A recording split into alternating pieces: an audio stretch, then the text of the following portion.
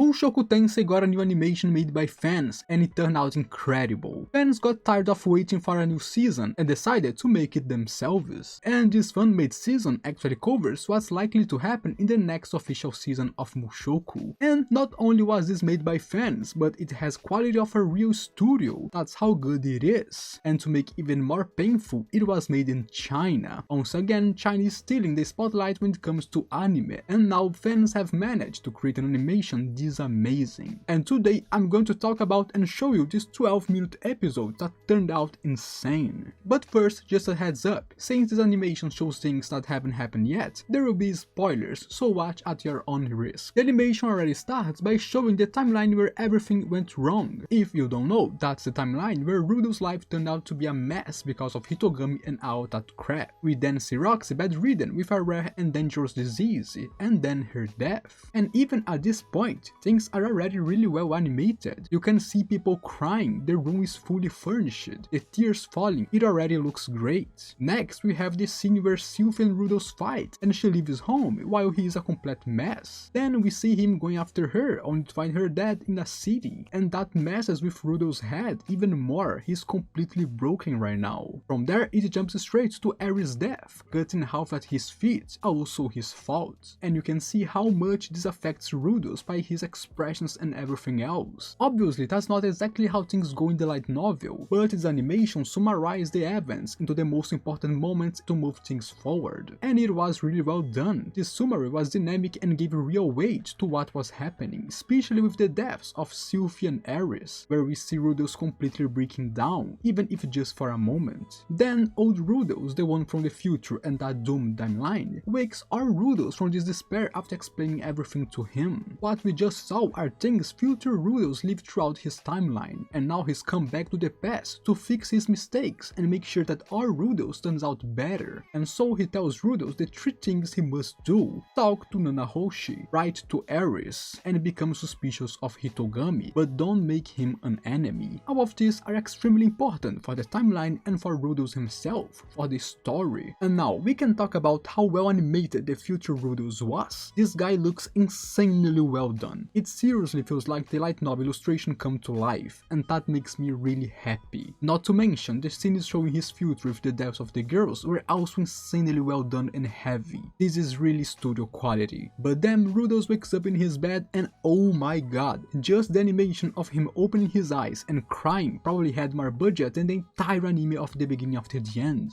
Look at this, there's no comparison. This is at the same level as the official anime. Right now we see him in panic after the dream, struggling to breathe and calm down, with both Sylvie and Roxy comforting and calming him down. And not only this is incredible done in terms of animation, the voice acting, even though it's Chinese, is really good, and the sound effects are on spot too. This scene, even though it's very simple, has the same quality as an official anime. It's impossible to look at it and not call it an amazing piece of professional work. And of course, besides its quality, the scenes also show us a lot of Rudo's current mental state and what's he going to do next. Then we start following Rudo's preparations to fight Orsted. First he goes to talk to Nanahoshi in a spectacular scene. It's made clear that he's being forced by Hitogami to do this, since his family is in danger, but even so he is going through with it. And here the character movements don't feel off, even Rudo's begging her, the scene of him crying and her exasperated as she gives him the ring, everything is very well built. After that we find out he sent a letter to Aries, although the animation completely skipped that part, which is understandable. Then with the help of Cliff and Zanoba, Rudos begins building his magic armor, following the instructions that future Rudos gave him. And even the character interactions turn out great, like Sylvie being happy to help Rudos, Roxy feeling glad to be useful, her subtle movements, and even Rudos' thoughts about how he has the best wives in the world. Obviously they took inspiration for the light novel to make this animation, but to capture the essence of characters so well in so many and extreme situations, the director of this animation is definitely excellent at what they do. And then we continue to the armor creation process, and the focus here is on the animation, them working on the metals, on the magic circles, using magic, the characters' movements. All of that was surprisingly well done. And that's when we get to the scene where we find out Roxy is pregnant, and Rudos announces that this might be the last time he sits at that table. Again, I have to give my compliments to the director of this animation, because they truly managed to show how each character would act in a situation like this. It didn't feel forced or out of of place, each character reacted exactly how they would in the story. And while that might sound easy since they are following the novel, you had to be surprised to know that it's not really that simple. So I definitely give them props up for pulling that off, because the scene was really impactful in my opinion. Also, let's talk about the animation of characters, their speaking movements, the way they eat, how they react during the conversation. All of that also looked great and was done with excellent quality. And with that, we reach the central part of the animation, the fight against Orsted.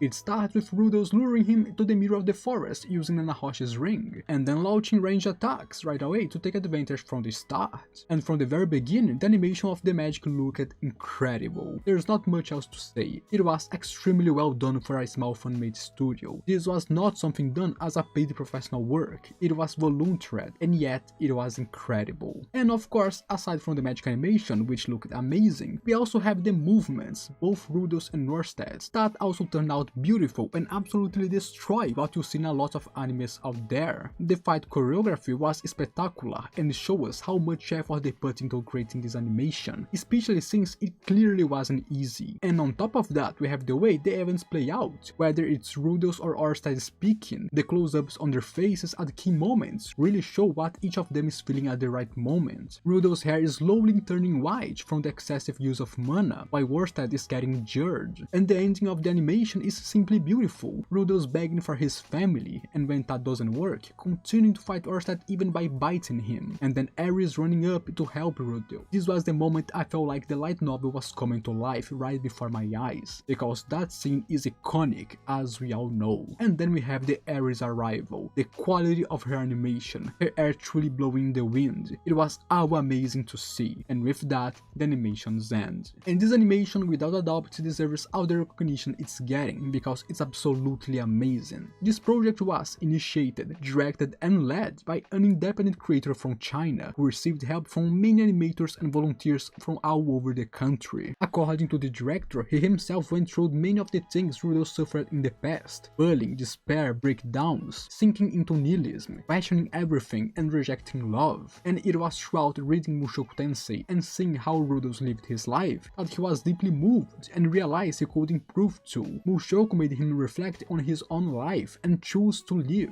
to be present in his own life and face the world seriously. For him, this animation wasn't just a creative project, but a journey of personal growth, a process of rediscovery throughout the creation of something he loved so much. That's why, according to the director, this isn't just an animation, it's a response to 24 years of his life. It's the meaning behind all the pain he endured, and it's also a love letter to the story that gave him direction, strength and purpose. More than that, it's a gift to all Mushoku Tensei fans around the world, and to him, if this animation resonates with us, that's the greatest honor. It was a project that took 6 months of preparations and another 4.5 months of full production, and now he's also working on the behind-the-scenes documentary. The director hopes that every conscious being in this world, when facing pain and despair, will find the strength to protect the purest part of themselves, because it's not easy. And this was the message, the director for all of us. And with that, I have nothing to say except a huge thank you to Lamantu's studio and the entire team for delivering this animation and this message, because it was incredible. At least for me, it hit me